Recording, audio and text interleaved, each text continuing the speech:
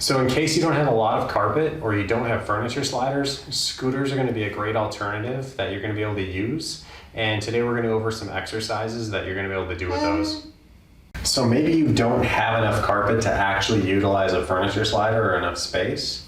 Or maybe you don't have the ability to hook up a suspension trainer because either you don't trust your door frame or you live in an apartment, or you don't feel comfortable potentially attaching something into the ceiling or this on a pull-up bar, and you're worried about wrecking your trim. So you're not going to need to use these for a lot of different core exercises if you just get that scooter. So the great thing about scooters is that they're super durable and you can use them for a lot of different fitness applications. You're going to be able to pretty much recreate all the core exercises that you're going to be able to do with a furniture slider or with a suspension trainer, but you're not going to need to worry about the ability to get to carpet or the ability to fasten that suspension trainer to something. Now, depending on the scooter might depend a little bit on the height of what it is, where obviously a furniture slider is only going to be this high. In a suspension trainer, we're going to be able to dictate how high your feet are to change the difficulty of that.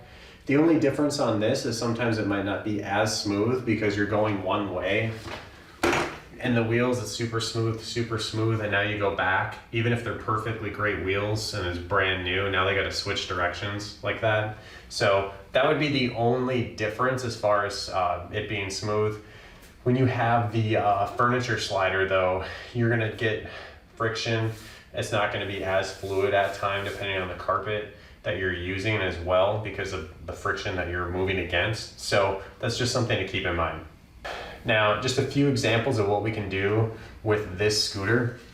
We're going to be able to do push-up position knee tucks.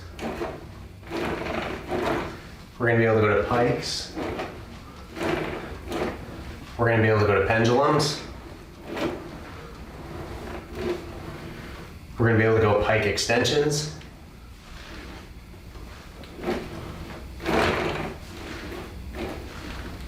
Single leg burpees or burps as well.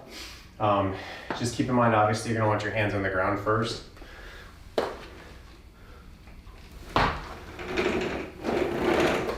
Before you lift this leg up. So if you've ever done a bear crawl before, your arms are shorter than your legs. It feels like you got to move your arms fast enough just to not break your face because you're going downhill. The nice thing about this is you can make your legs stationary, lock out your core, and then we can just walk with that scooter. What you could do just from this push-up position here is just pull back.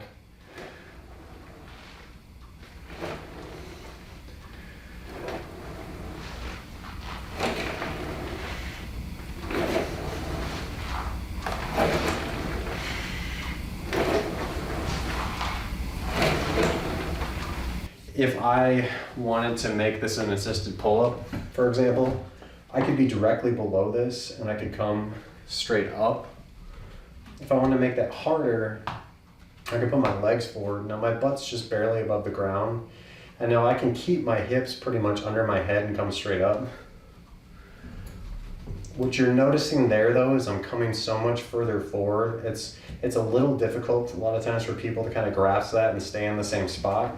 Now with a scooter, instead of my feet having the tendency to want to go forward, I can use this to slide back and forth.